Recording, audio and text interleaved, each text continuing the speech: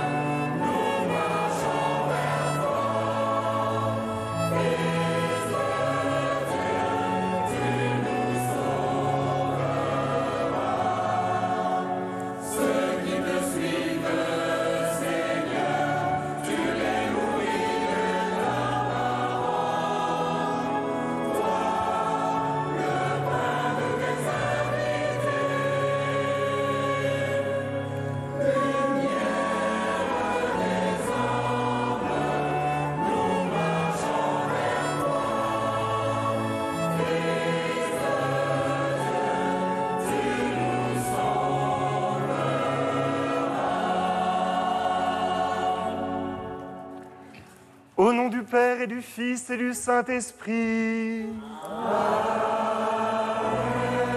Le Seigneur soit avec vous. Et avec votre esprit. L'État et Jérusalem, réjouis-toi. ainsi résonne l'antienne d'ouverture de ce dimanche. Et une pointe de blanc se glisse dans le violet de la pénitence, de sorte que nos chasubles se teintent d'un rose plein d'allégresse. Oui, nous nous réjouissons de vous accueillir dans cette église de Vauréal. Oui, nous nous réjouissons des scrutins de ces catéchumènes qui seront bientôt baptisés à Pâques. Oui, nous nous réjouissons car dans chaque messe brille la lumière de la résurrection qui est plus forte que nos aveuglements. C'est cette joyeuse lumière que nous accueillons dès maintenant, en reconnaissant que nous avons péché. Je confesse à Dieu Tout-Puissant. Je reconnais devant mes frères et sœurs que j'ai péché en pensée, en parole, par action et par omission. Oui, j'ai vraiment péché. C'est pourquoi je supplie la bienheureuse Vierge Marie, les anges et tous les saints, et nous aussi, mes frères et sœurs, de prier pour moi le Seigneur notre Dieu. Que Dieu Tout-Puissant nous fasse miséricorde, qu'il nous pardonne nos péchés et nous conduise à la vie éternelle. Amen.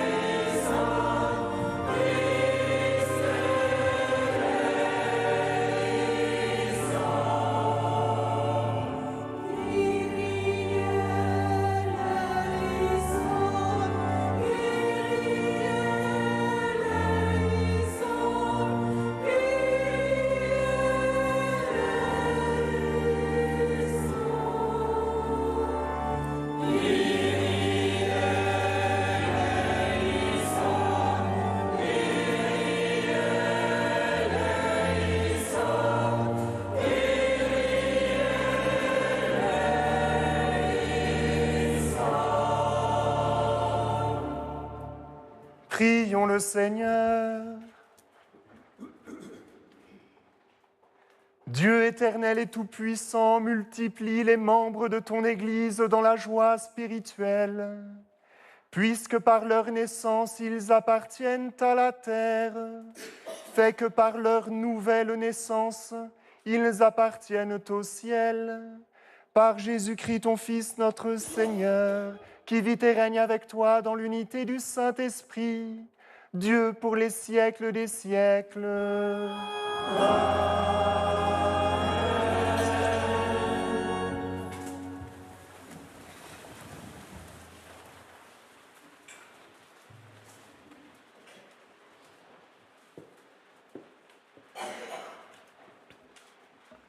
Lecture du premier livre de Samuel.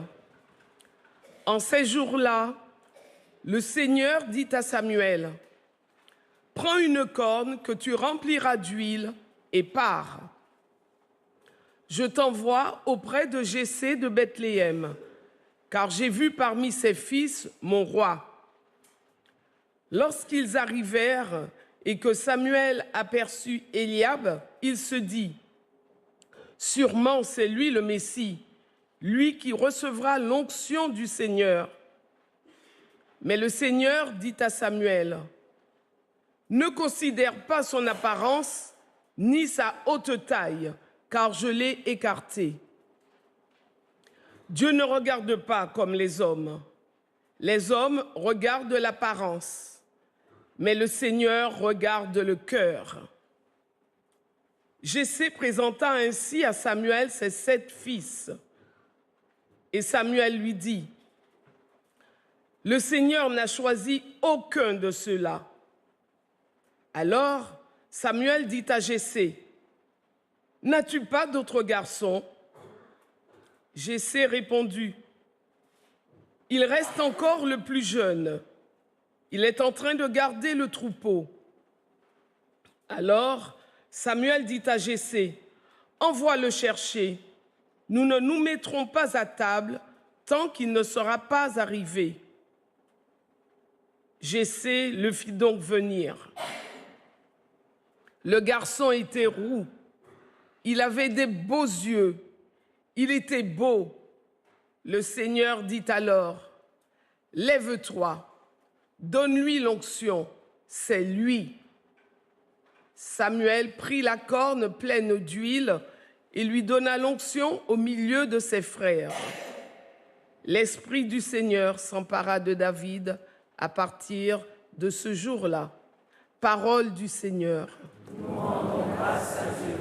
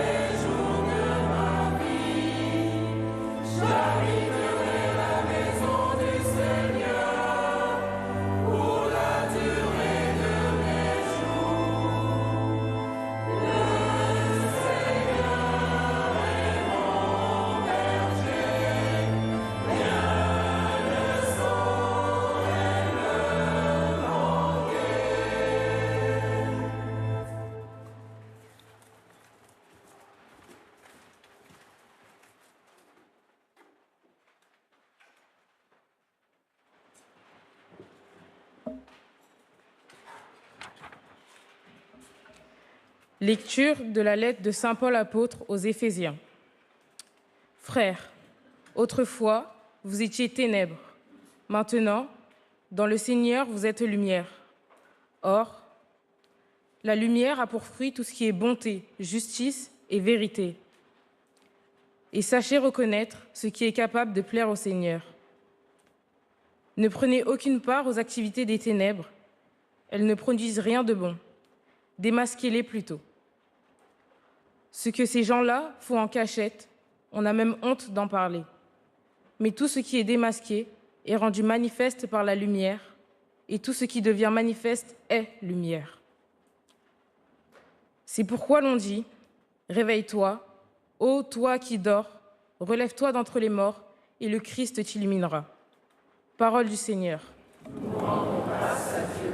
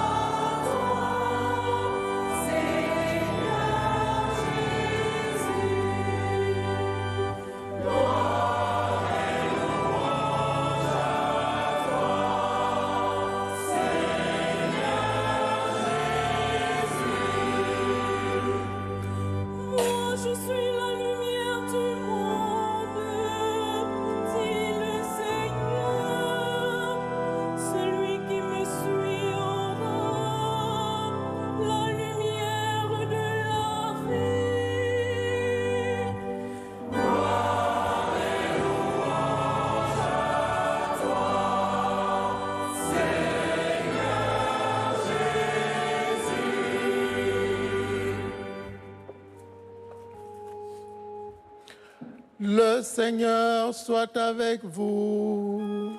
Et avec votre esprit. Évangile de Jésus-Christ selon saint Jean.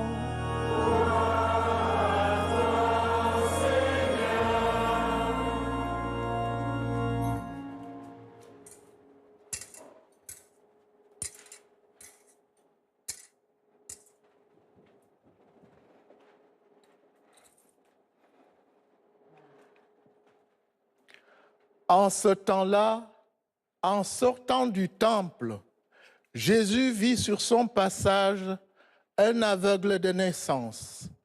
Il cracha à terre et, avec la salive, il fit de la boue. Puis il appliqua la boue sur les yeux de l'aveugle et lui dit : « Va te laver à la piscine de Siloé. » Ce nom se traduit « envoyé ». L'aveugle y alla donc et il se lava.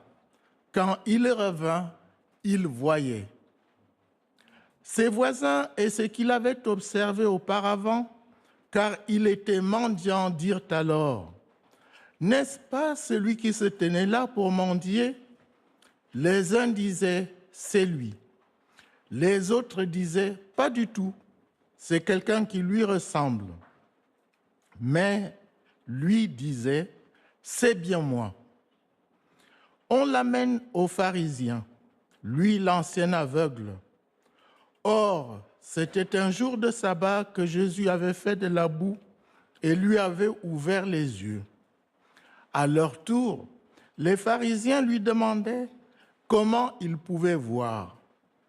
Il leur répondit : « Il m'a mis de la boue sur les yeux, je me suis lavé et je vois. » Parmi les pharisiens, certains disaient : « Cet homme-là n'est pas de Dieu, puisqu'il n'observe pas le repos du sabbat. » D'autres disaient : « Comment un homme pécheur peut-il accomplir des signes pareils ?»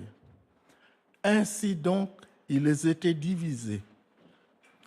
Alors, il s'adresse de nouveau à l'aveugle. « Et toi, que dis-tu de lui, puisqu'il t'a ouvert les yeux ?» Il dit : « C'est un prophète. » Ils répliquèrent : « Tu es tout entier dans le péché depuis ta naissance, et tu nous fais la leçon. » Et ils le jetèrent dehors. Jésus apprit qu'il avait jeté dehors. Il le retrouva et lui dit : « Crois-tu au Fils de l'homme ? » Il répondit : « Et qui est-il, Seigneur, pour que je croie en lui ?» Jésus lui dit : « Tu le vois, et c'est lui qui te parle. » Il dit : « Je crois, Seigneur. » Et il se prosterna devant lui. Acclamons la parole de Dieu. Louange à toi, Seigneur.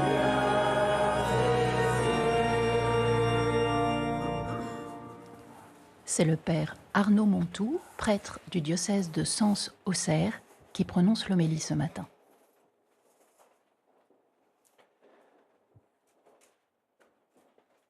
Quand Samuel arriva chez Jessé pour trouver le roi que le Seigneur l'envoyait chercher, il aperçut Eliab et il se dit : « Sûrement c'est lui le Messie. » Mais le Seigneur lui dit : « Ne considère pas son apparence, ni sa haute taille, car je l'ai écarté. » Et il ajouta : « Dieu ne regarde pas comme les hommes. Les hommes regardent l'apparence, mais le Seigneur regarde le cœur. » Finalement, nous le savons, après avoir vu les 7 fils de Jessé et avoir demandé s'il n'y en avait pas d'autres, Samuel finit par entendre parler du plus jeune. Celui qui était en train de garder le troupeau, c'était celui-là, le petit, l'oublié, le laborieux que Dieu avait choisi pour en faire un roi. Frères et sœurs catéchumènes, vous qui avez perçu dans vos vies le passage de Dieu, vous qui avez senti le sillage de son parfum dans le cours de vos existences, vous avez compris, comme Samuel, comme David, que Dieu avait posé sur vous son regard et qu'il vous aimait dans votre vérité nue, alors même que vous n'êtes ni des purs ni des parfaits. Gardez précieusement la joie, celle de ce dimanche particulier du carême. Gardez la joie de cette découverte. Ainsi, vous ne risquerez jamais d'oublier que Dieu ne regarde pas les apparences et qu'il nous appelle à vivre fondamentalement dans l'action de grâce, d'être aimé sans raison et sans condition. Dans notre monde, et jusque chez les croyants, les tentations de constituer des systèmes hermétiquement clos, de miser sur l'efficacité, sur la rentabilité et la puissance sont grandes. Mais vous avez vécu cette visitation de Dieu dans votre faiblesse. Et cette expérience est le trésor que vous pouvez apporter à nos communautés. Aidez-nous, nous qui risquons toujours d'oublier que l'Église n'est pas un club de gens impeccables, mais une assemblée de boiteux en marche, à réapprendre l'émerveillement fécond d'être aimés pour ce que nous sommes et pour rien d'autre. Ne vous laissez pas séduire par les discours qui dévalorisent les petits et les faibles, qu'il s'agisse des personnes malades, des personnes handicapées ou en fin de vie, qu'il s'agisse des étrangers, de ceux qui n'arrivent pas à être normaux, comme on dit parfois, à rentrer dans les cases. Tous essayent, comme nous tous, simplement d'être aimés, respectés, envisagés comme autant de chances de faire de nos sociétés autre chose que des engrenages de concurrence et de consommation. Ils sont nombreux, ceux qui ne professent pas le nom de Jésus, mais qui cherchent, sous les radars des apparences, jusque dans leur propre pauvreté, à porter ces fruits de bonté, de justice et de vérité dont parle saint Paul dans la seconde lecture, en nous encourageant à reconnaître, dit-il, ce qui est capable de plaire au Seigneur. Reconnaître ce qui est capable de plaire au Seigneur. Notre mission de chrétien, votre mission de chrétien, c'est de reconnaître cela non seulement dans nos fruits, mais aussi dans les fruits de nos frères et sœurs, ceux qui nous entourent, les fruits qu'ils produisent et qu'ils produisent entre eux dans leurs relations d'amitié, dans les relations de toute la société. Pour garder cette fraîcheur évangélique, nous devons en effet faire le choix radical de la relation. Et ce choix se fera toujours au détriment de la logique des clans, de la séduction des systèmes. Dans l'évangile que nous venons d'entendre, la guérison de l'aveugle, c'est étrange, n'est pas d'abord perçue comme une joie, comme un signe du royaume qui vient, mais comme un problème. Et pourquoi ? Parce que c'est une remise en cause du système dans lequel ces gens vivent. Et voilà que Jésus s'adresse à celui qui l'a guéri en l'interrogeant « Crois-tu au Fils de l'homme » Et celui-ci est encore dans la logique. « Et qui est-il, Seigneur, pour que je croie en lui ?» Cet homme a été malmené parce qu'il a été guéri en marge du système et il essaye de trouver encore des justifications. Alors que Jésus le ramène au cœur de ce qu'est la vérité, la relation, celle qui fait qu'on se regarde les yeux dans les yeux et qu'on se parle de cœur à cœur. Tu le vois, c'est lui qui te parle, lui dit-il. Ce qui est au cœur du christianisme, c'est la relation au Christ. Celui qui est venu nous révéler que l'être de Dieu n'était que relation, nous permet aussi de comprendre que la clé de l'humain et de l'univers, c'est la relation. Comme chrétiens, nous sommes témoins d'un Dieu de relation, d'un Dieu relation qui n'a pas hésité à transgresser les systèmes, les limites entre le ciel et la terre pour accomplir son dessein de salut en nous.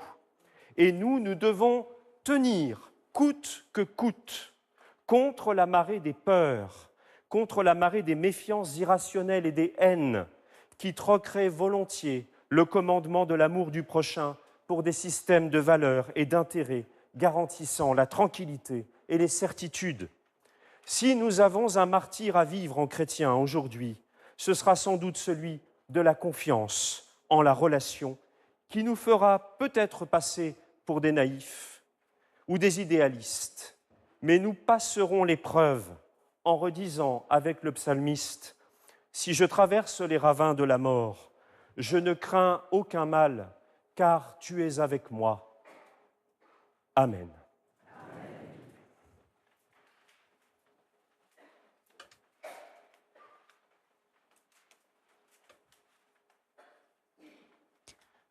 Nous allons vivre à présent ce qu'on appelle le deuxième scrutin des catéchumènes.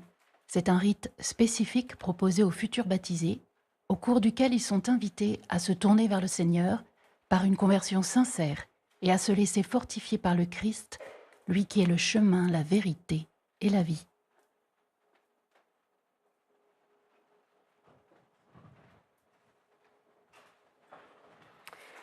Que s'approchent les catéchumènes, ils vont recevoir la force de Dieu dont ils ont besoin pour le combat spirituel qu'ils ont à mener.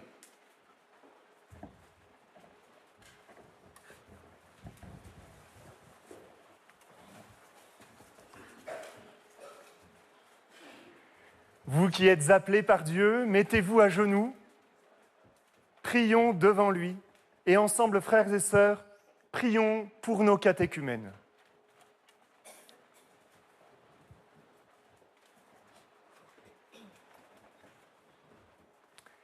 Prions pour les catéchumènes que Dieu a appelés, qu'ils demeurent saints en sa présence et qu'ils soient témoins authentiques des paroles de la vie éternelle.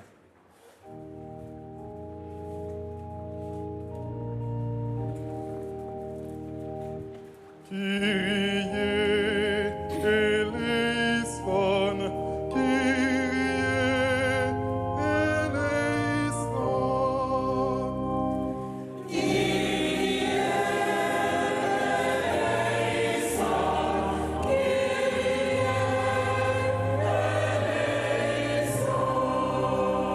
Pour que Dieu lui-même, ayant chassé toutes ténèbres, illumine le cœur des catéchumènes.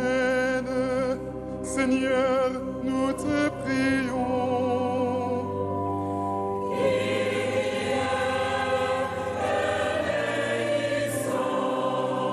Pour que Dieu lui-même les conduise à son Christ, lumière venue dans ce monde. Seigneur, nous te prions.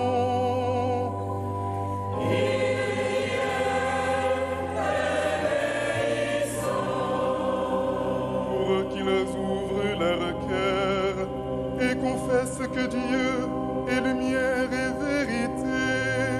Seigneur, nous te prions.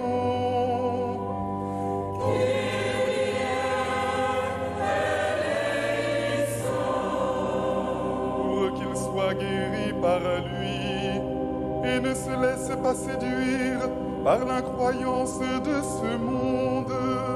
Seigneur, nous te prions.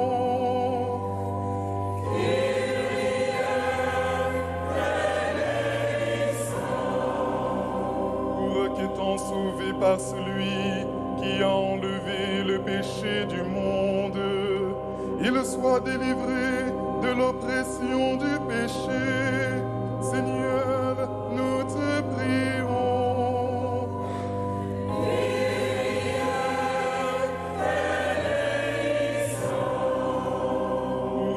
Soient illuminés par l'Esprit, confessent toujours l'évangile du salut et le transmettent aux autres.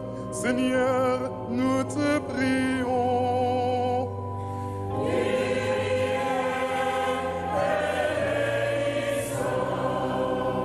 Pour que nous vivions de telle manière que nous soyons vraiment lumière du monde dans le Christ. Seigneur, nous te prions.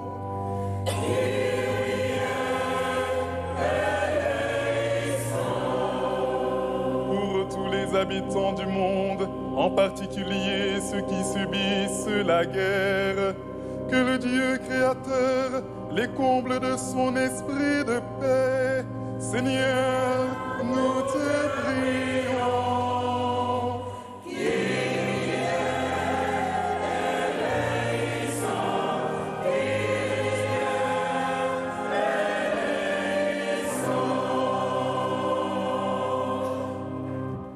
Prions. Père de toute clarté, toi qui donnas à l'aveugle-né de croire en ton Fils et d'entrer par cette foi dans le royaume de ta lumière, fais que ces catéchumènes soient libérés de toute erreur qui les enferme et les aveugle. Et donne-leur la grâce de s'enraciner fermement dans la vérité pour devenir fils de lumière et le demeurer toujours. Par le Christ notre Seigneur.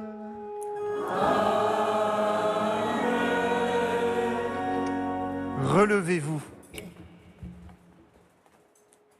Seigneur Jésus, vraie lumière qui éclaire tout homme, délivre par l'esprit de vérité tous ceux qui sont tenus en esclavage par le père du mensonge. Éveille le bon vouloir de ceux que tu as appelés à tes sacrements. Heureux de jouir de ta lumière comme l'aveugle à qui tu rendis la vue, qu'ils deviennent des témoins de la foi, pleins d'assurance et de courage, toi qui règnes pour les siècles des siècles.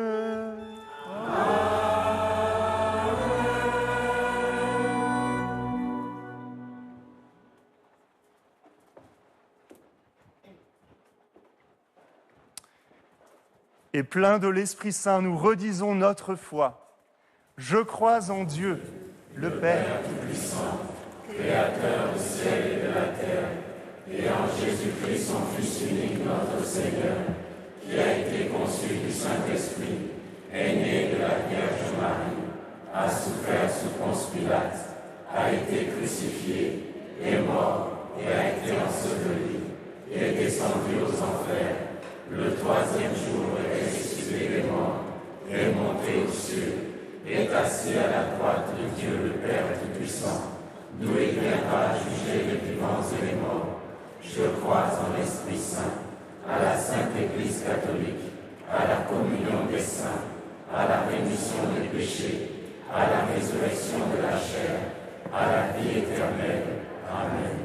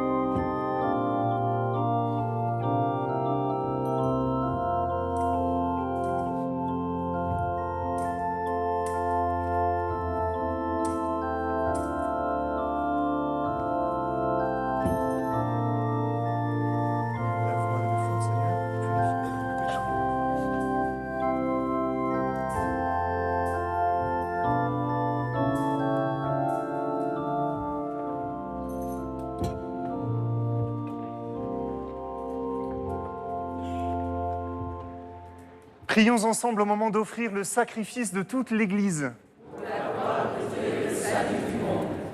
Seigneur, nous te présentons dans la joie l'Eucharistie qui assure la guérison éternelle. Et nous te prions humblement, accorde-nous de la vénérer avec foi et de l'offrir avec respect pour le salut du monde par le Christ notre Seigneur.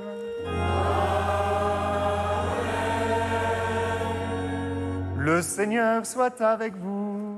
Et avec votre esprit. Élevons notre cœur.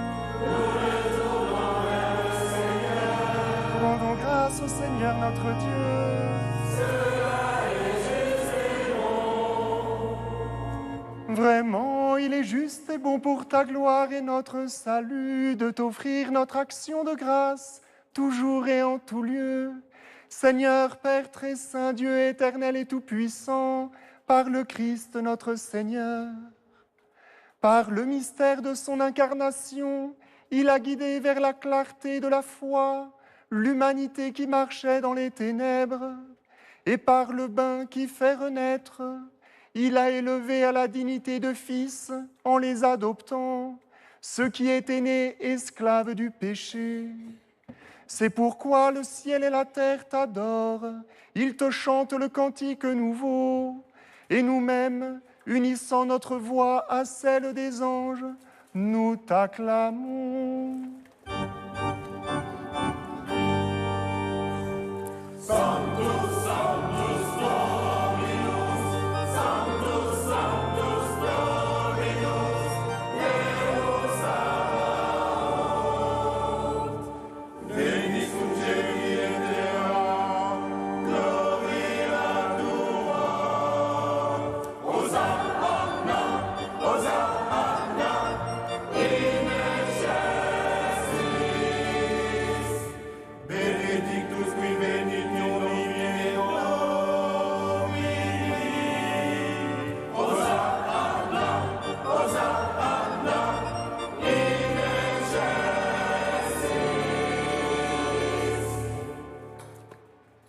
Tu es vraiment saint, Dieu de l'univers, et il est juste que toute la création proclame ta louange, car c'est toi qui donnes la vie, c'est toi qui sanctifies toutes choses par ton Fils, Jésus-Christ notre Seigneur.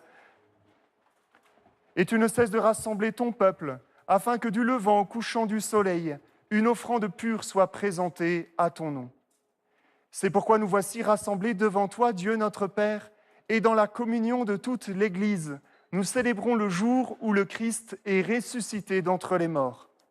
Par lui que tu as élevé à ta droite, nous te supplions de consacrer toi-même les offrandes que nous apportons. Sanctifie-les par ton esprit, pour qu'elles deviennent le corps et le sang de ton Fils Jésus-Christ notre Seigneur, qui nous a dit de célébrer ce mystère. La nuit même où il fut livré, il prit le pain. En te rendant grâce, il dit la bénédiction.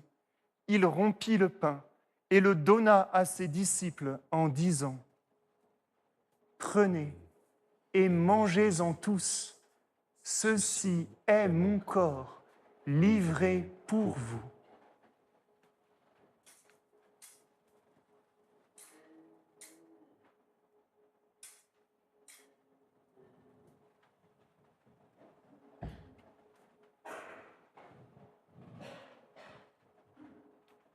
De même, après le repas, il prit la coupe.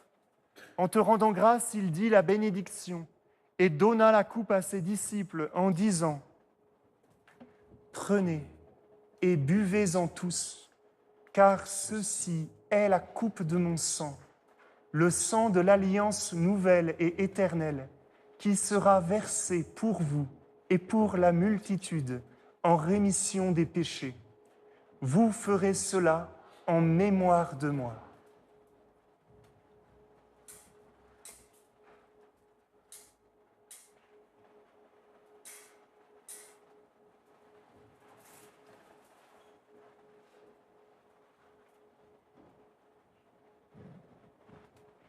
Il est grand le mystère de la foi.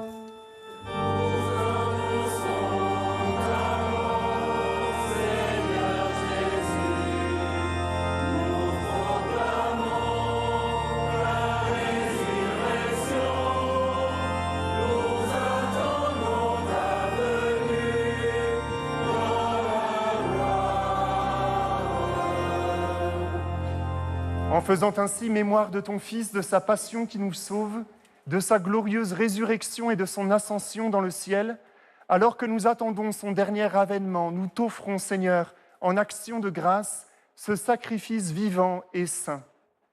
Regarde, nous t'en prions, l'oblation de ton Église, et daigne y reconnaître ton Fils, qui, selon ta volonté, s'est offert en sacrifice pour nous réconcilier avec toi.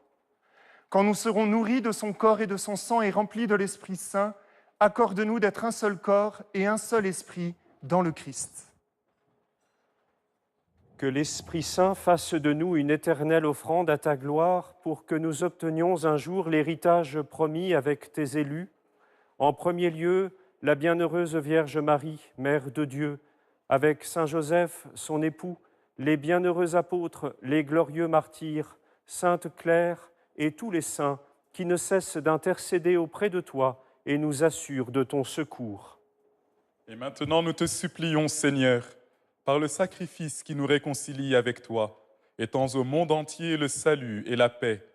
Affermis ton Église en pèlerinage sur la terre, dans la foi et la charité, en union avec ton serviteur, notre pape Léon, et notre évêque Benoît, l'ensemble des évêques, les prêtres, les diacres et tout le peuple que tu as racheté.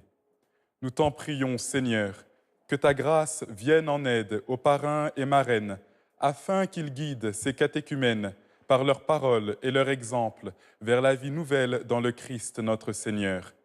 Écoute en ta bonté les prières de ta famille que tu as voulu rassembler devant toi. Dans ta miséricorde, ramène à toi, Père très aimant, tous tes enfants dispersés. Pour nos frères et sœurs défunts, et pour tous ceux qui ont quitté ce monde et trouvent grâce devant toi, nous te prions. En ta bienveillance, accueille-les dans ton royaume, où nous espérons être comblés de ta gloire, tous ensemble et pour l'éternité, par le Christ notre Seigneur, par qui tu donnes au monde toute grâce et tout bien.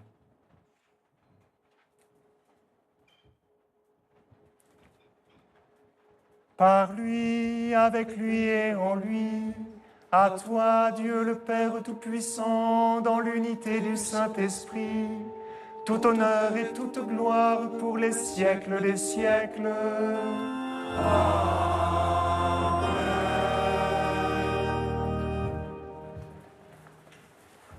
Unis dans le même esprit, nous pouvons dire avec confiance la prière que nous avons reçue du Sauveur.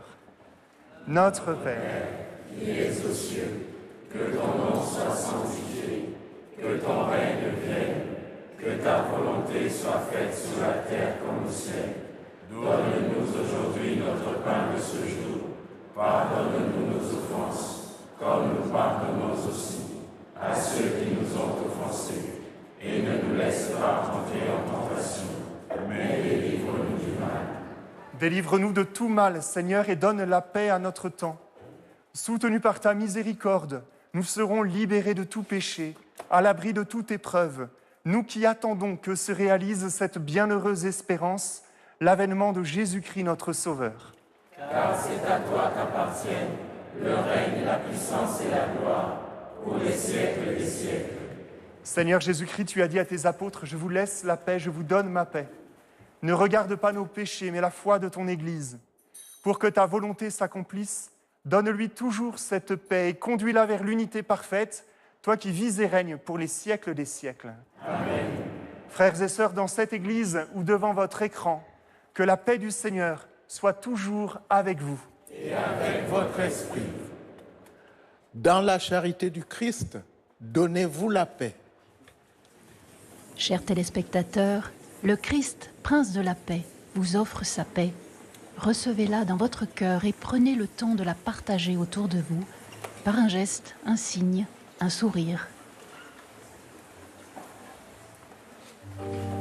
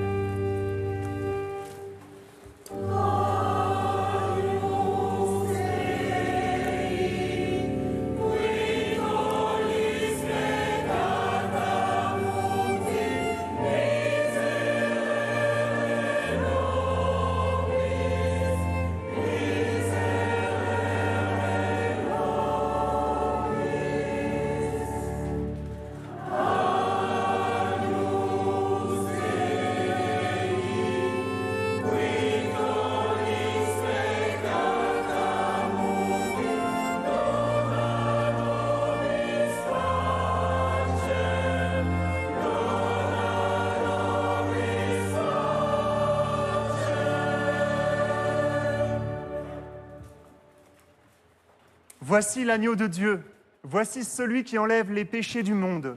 Heureux les invités au repas des noces de l'agneau. Seigneur, je ne suis pas digne de te recevoir, mais dis seulement une parole et je serai guéri.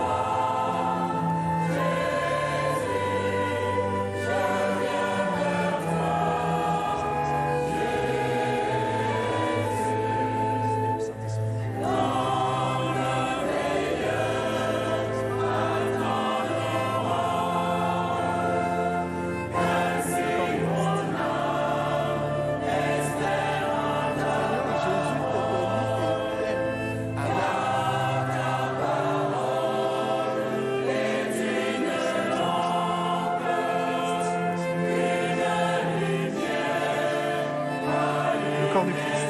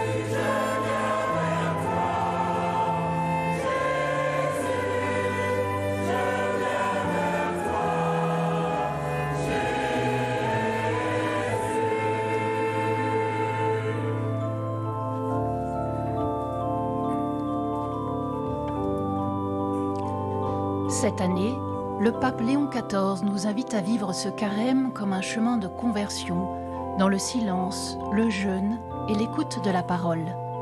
Voici un extrait de son message. Bien-aimés, demandons la grâce d'un carême qui rende notre oreille plus attentive à Dieu et aux plus démunis.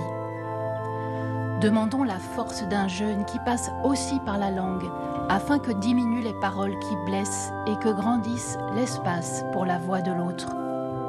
Et faisons en sorte que nos communautés deviennent des lieux où le cri de ceux qui souffrent soit accueilli et où l'écoute engendre des chemins de libération, nous rendant plus diligents à contribuer à l'édification de la civilisation de l'amour. Amen.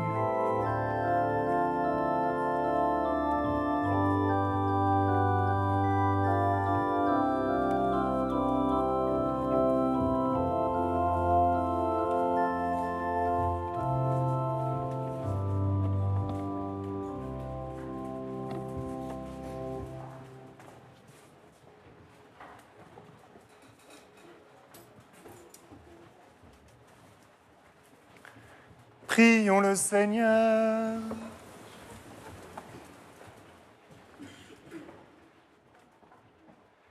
Nous t'en prions, Seigneur, dans ta bienveillance, soutiens toujours ta famille. Maintiens-la sur le droit chemin.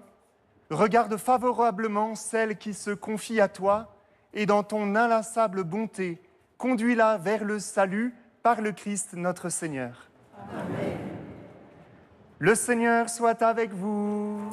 Et avec votre esprit. Dirige au Seigneur le cœur de tes fidèles, et dans ta bienveillance, donne à ceux qui te servent la grâce d'accomplir la plénitude de tes commandements, en demeurant dans l'amour pour toi et pour le prochain, par le Christ notre Seigneur. Et que Dieu Tout-Puissant vous bénisse, le Père et le Fils et le Saint-Esprit. Amen. Allez dans la paix du Christ.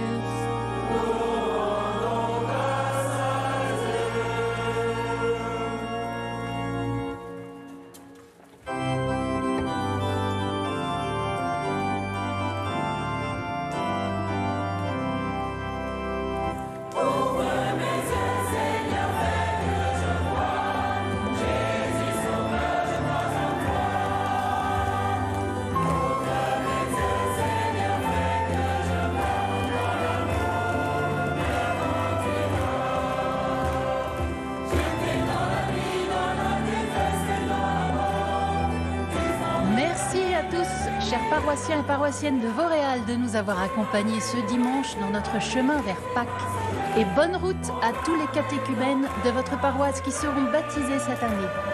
Tout de suite, le jour du Seigneur continue avec la parole inattendue du journaliste Olivier Delacroix qui évoque sa quête de paix intérieure. Je vous souhaite à tous et à toutes un très très bon dimanche.